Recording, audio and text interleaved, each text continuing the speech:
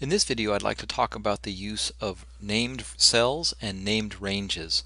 You may have seen in other spreadsheets that sometimes you click on a field of data or maybe a whole range of data and a name will appear in this little name box that's up here in the left corner. Or you may select a block of data, maybe it's a list of salaries, and you might type in a formula like equals sum of, and then you try to select the range, and instead of saying, F10 to F100, it says salaries in there, meaning that somebody has renamed already the name of that to and given it a name. And so let me demonstrate how that works. In this spreadsheet I have some data associated with East and some data associated with West.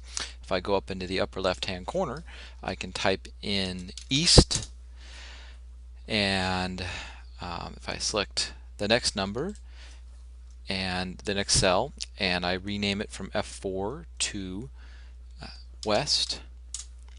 Now if I select somewhere else in the spreadsheet and I click this drop down, there are these named fields that come up, and if I click on East it jumps over to there, and if I click on West it jumps over to there.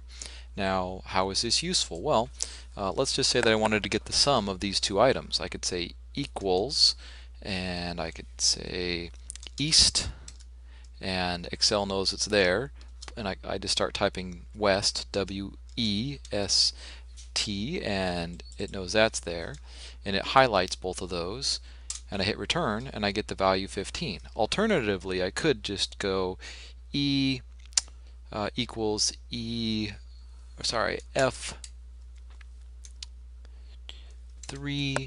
plus F4, and I get the exact same answer. If I reveal the formulas right there, these are exactly the same, or sorry, they give the same result, but they're written differently.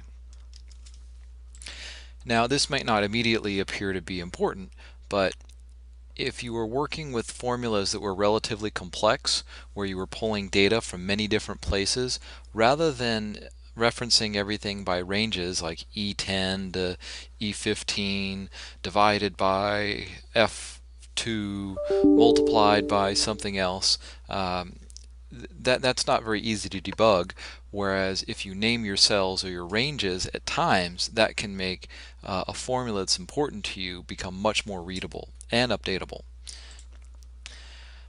Instead of just naming a particular cell, I can also name multiple rows and columns simultaneously. So if I select this block and then I name it data and hit return, now I can do something like this. I can apply a formula to it, and so I'll type in average and data, and notice how it highlights the range when I type in the word data, and I get the average of that block.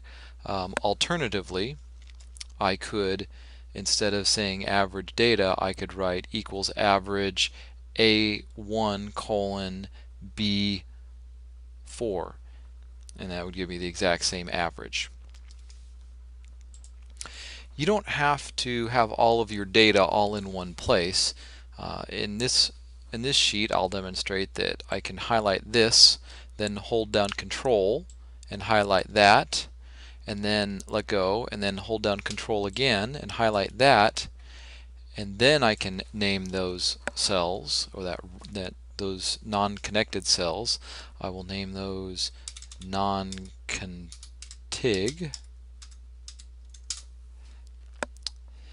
and so now I can do that average function again, equals average, and I start typing in non-contig, and it's available, and it highlights those cells, and I hit return, and now I have the average of all those items. Okay, in this sheet I have a list of sales by state, and so there are 50 different states with the different sale amount associated with each one.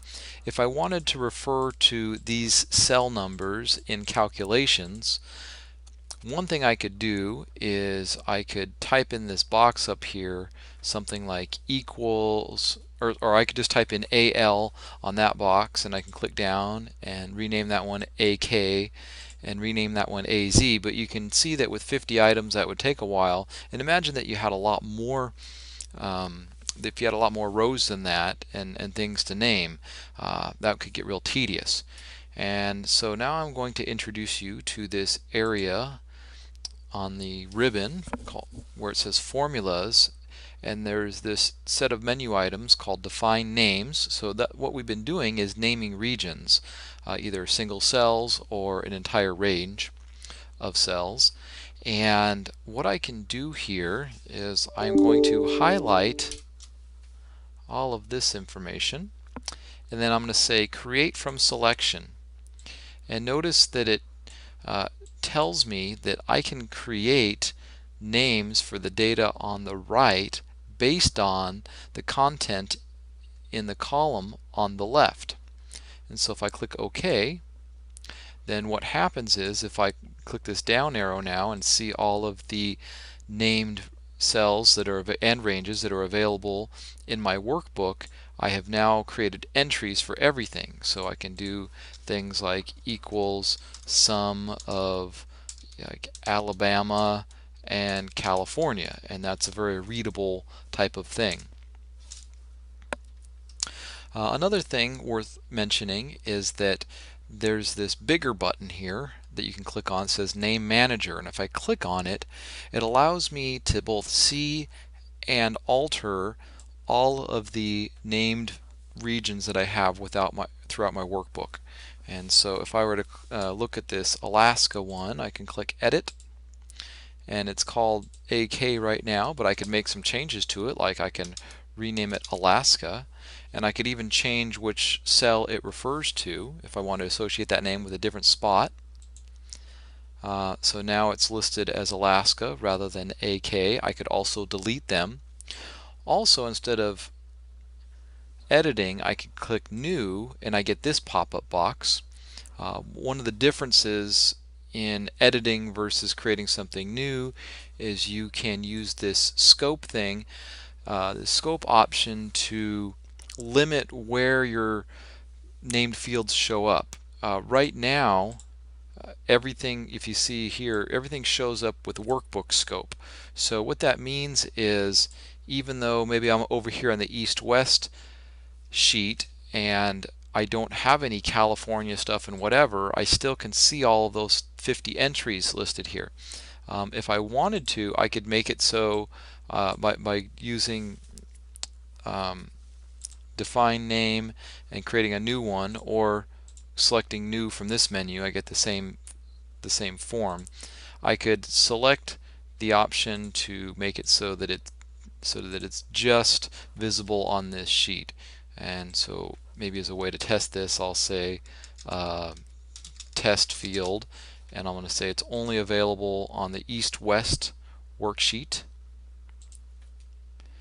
Alright, and so if I click over here and do a drop down, I don't see test field listed, but if I click over here and I do the drop down, I can see test field listed.